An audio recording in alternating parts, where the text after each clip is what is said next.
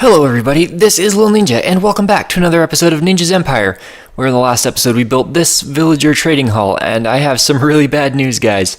This system didn't work. Villagers are disappearing, and it's not like I log out and log in and they're gone. It's like I run down there and, wait for the villagers to breed. I AFK a little bit, and when I come back up here, they're just gone. And I know they're not getting killed by zombies or anything because I checked. There's no way that zombies could get in here or spawn in here. So yeah, the reason that the minecarts are in these half slabs like this is because I tried originally storing them on rails like this, but the thing is, when I would push a villager on a minecart onto this rail, he would slip into or inside of this block, the jack-o'-lantern in front of him. So I figured, well, if they're going to be sitting inside of a block anyway in the minecart, they might as well be back here. So I started doing this, and they just slide right down into this half slab in the minecart, and then I can break this rail and put the jack-o'-lantern in front of them. But yeah, that's not working, and I'm not sure why they disappeared, like if they slip back and take damage in this block or how that happens. But yeah, I don't think I want to chance any more villagers disappearing. As you can see, we had some pretty good trades here. Unbreaking 3, Silk Touch, Mending. I had a Mending villager. He was kind of expensive. I think it was like 36 emeralds, but I mean, still Mending. And now all that's left is this guy, Sharpness for 27. And I also had a couple of farmers over there that disappeared. So yeah, I'm going to have to redesign this whole system, like the way I store the villagers. Probably what I'll do is make some kind of cell and store the villagers in the cell outside of the minecart. So yeah, I'm gonna have to design a system to keep them without having them disappear, hopefully. So I haven't shown you guys the sugarcane farm in a while. I've been using some paper out of it for the trading system, and this thing is completely full. Like, every single one of these chests is full. That's 1, 2, 3, 4, 5, 6, 7, 8, 9 by 4, 36 double chests full of sugarcane. So yeah, I'm pretty sure we have all the paper we could possibly need. Another thing is that I've completely forgotten about. I made a map a while back in this house, and yeah, we haven't updated it in like forever. Like, this is still back when we only had the 2 beacon pyramids. So I'm gonna update these and see how they look. Did that update? No. Did it? No, it didn't. I have to run over there. Let's see. I think this is actually the only one that there's any visible change on. Wow. That's a lot of change. Okay, I think that's everything. Nope, there's still the one above this would have some change on it as well. So I've got to update that one as well and then take a look at it. Okay, so here's the new map. So this building, the ship, this building, and this building are all new. And besides the wall moving from right here out to over here. So yeah, I'll try to keep that updated more frequently. And by the way, I don't think I ever showed this on camera. I set up these posts for the 4 different mob heads that we can get, and as you can see, we're still missing the skeleton head. I actually have a second creeper head over at the Charged Creeper Farm that I got by accident. I was trying to get a skeleton head, and a creeper wandered in, and I managed to get a creeper head instead. So yeah, that's kind of a pain. I've been going over there every time the lightning storm comes up, but so far we haven't had any new charged creepers. One last thing before we get to the main plan of the episode today, this thing down here. I finally finished clearing out the entire space. So yeah, now we have an absolutely ginormous room to play with. I also moved all the smooth stone here up into the bulk storage system up there. I still have a bunch of diorite and granite and andesite to take care of, as well as some dirt and gravel, and then a few odds and ends like this. And right now I'm just storing all the stone in these shulker boxes and then taking it up there as soon as they're full. So the next thing I want to do is go around like this and clear out all of the stone, leaving nothing but bedrock, like I've done in this strip here. And then it'll be completely dark as well as spawn proof. So that means no slimes will spawn in here. And I have some plans, some things I want to do with this room, which I think will be pretty cool, but they're going to require quite a bit of work still. So yeah, I want to clear out all of this before I get started building anything. And, we have a zombie stuck down here. Die. There we go. So yeah, this room's actually huge. Like if you can see, the far wall is completely out of render distance. Like at night you can see the stars going down through there, which is kind of an odd thing. Even though we're underground, you can still see like the sky if that wall isn't rendered. So yeah, I have to clear all this stone, which is going to take me quite a while. I'm going to work at it in between episodes, and then once I'm done with that, once all the stone is cleared out, we can start building something down here, which I think is going to be pretty cool. Now for the main part of the episode.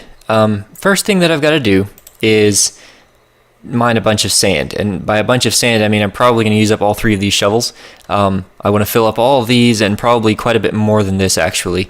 So I've got to go find a good mining desert and just give me like, you know, maybe 6 or 7 hours of work, and I'll be right back with you.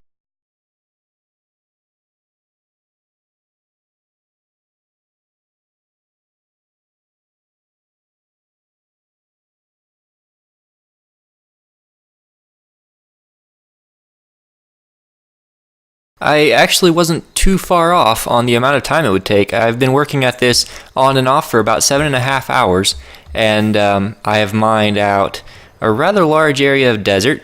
As you can see, like it goes along that line over to there, all of this out to the edge of the coast, and all that's left here is sandstone, and then all the way over to this line here. And it's like 24 double chests full of sand, and I've just got the last of it here. And as far as the shovels, I repaired all 3 of these 4 times. And yeah, I'm working on the last of the 3rd. So I think I have everything I need. Now we just have to fly out to the ocean monument, which is way off in this direction. It's out near X negative 1400. So I actually mined quite a bit more sand than I would need to drain the ocean monument. But the thing is, I want to do a little something different.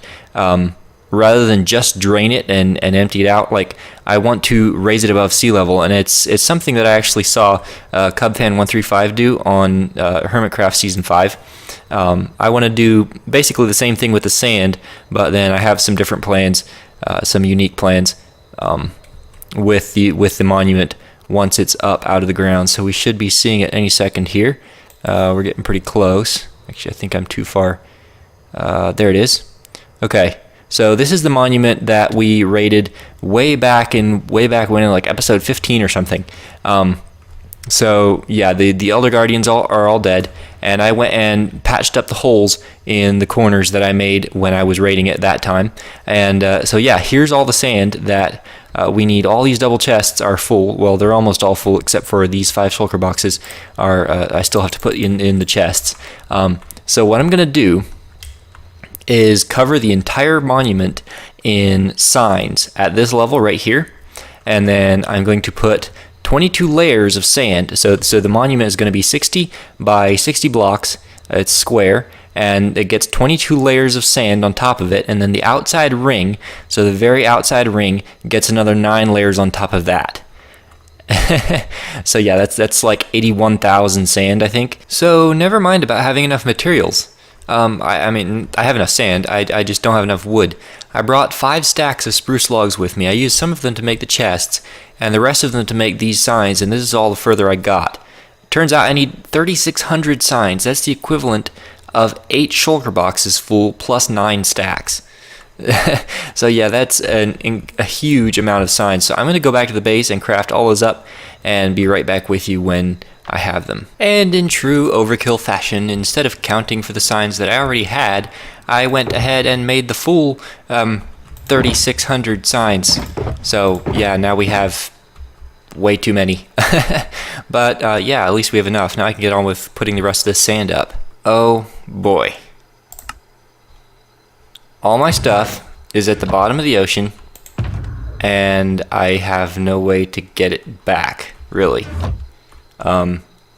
It's all I really don't know if I can do this. Much better. Okay.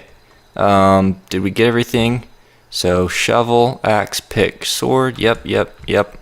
I think there might be some sand yet, possibly up here. Yeah, here we go. Oh, and my food. Ink sacks everywhere. I think that's everything. That's everything important anyway. There's some more sand. So yeah, when this block of sand drops down, it's going to create the monument shape up above the water, up here.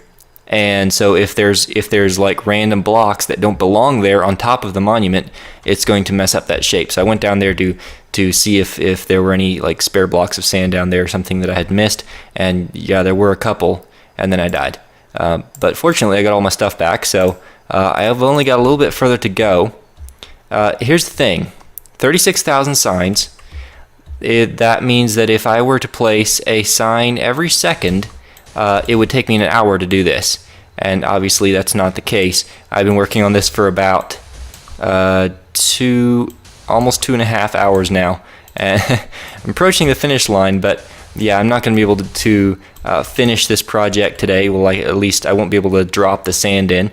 I want to place this bed out to here and have at least the one layer, and then obviously I've got to put 21 layers of sand on top of this layer, each layer containing 3,600 blocks of sand. So yeah, this is probably one of the most time-consuming episodes I've ever done.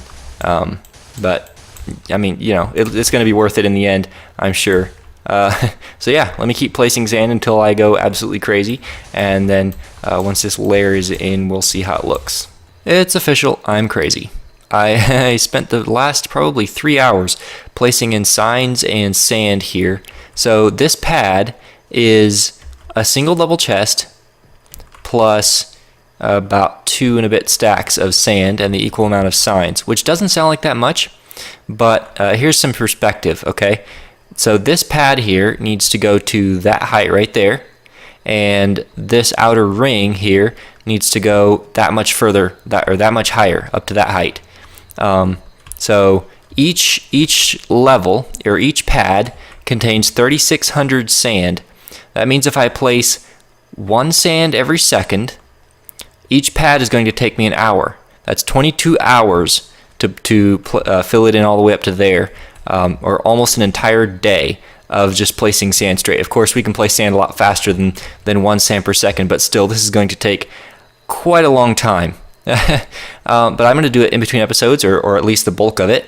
And yeah, I guess we'll see how far I've gotten when the next episode rolls around. But for now, I'm going to say goodbye. So I hope you enjoyed this video. If you did, be sure to leave a like. And if you want to see more, make sure to subscribe. But thanks for watching, guys. And I will see you in the next one.